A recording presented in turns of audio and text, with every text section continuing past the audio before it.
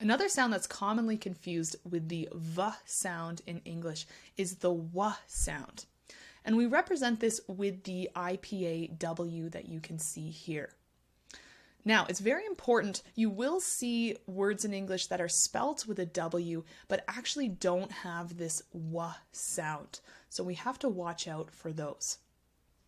In terms of pronunciation learning and where this fits in the priority for what to focus on, this difference between the V and the W is quite low priority, I would say.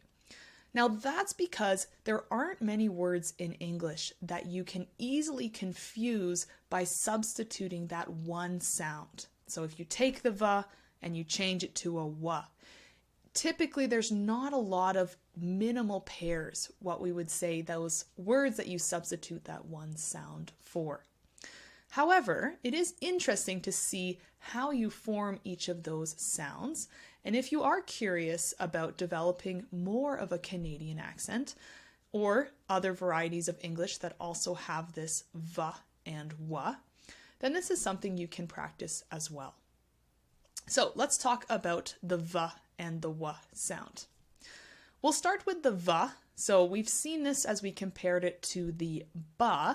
And how you make this sound is you combine your teeth with your bottom lip. And you will feel voicing here in your throat. So it sounds like V, V, as in very, very. In contrast, if you want to make the W, what happens is you actually round your lips. W, W. So you'll notice that it's quite a different mouth shape for those two sounds. So let's take a look at some examples. I'll read the words first, then I'll read the full sentence for you. In this first sentence, we have waved, waved. Vehicle, vehicle. And welcome, welcome. So all together, this sounds like, she waved as the vehicle approached the welcome sign. She waved as the vehicle approached the welcome sign. You try that.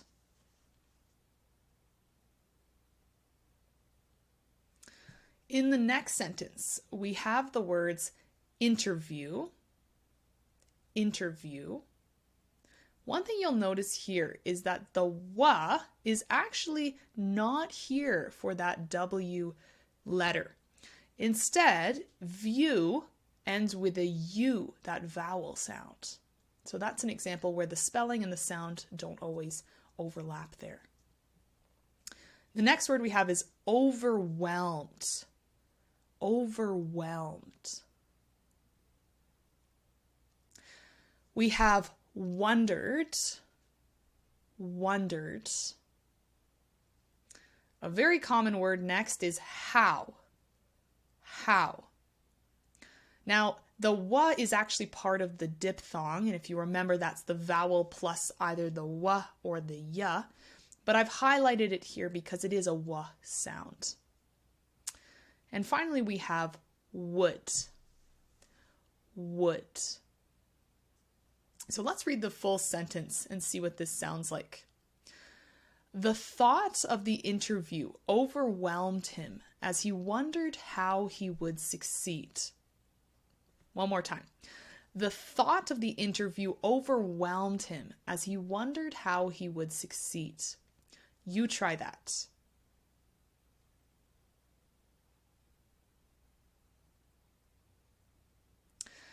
And finally, we have in this sentence, wisdom, wisdom, value, value, individuals, individuals, and vote, vote. So altogether, that sounds like their wisdom led them to value the importance of each individual's vote in shaping the future. And again, Their wisdom led them to value the importance of each individual's vote in shaping the future. Lots of V. You try that.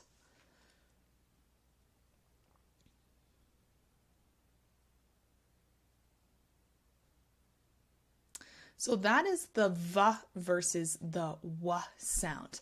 If you can think of any other examples with either of these two sounds, let me know in the comments below. If you learned something today, let me know through a like or comment. And if you haven't already subscribed, make sure to do so. I will see you in the next video.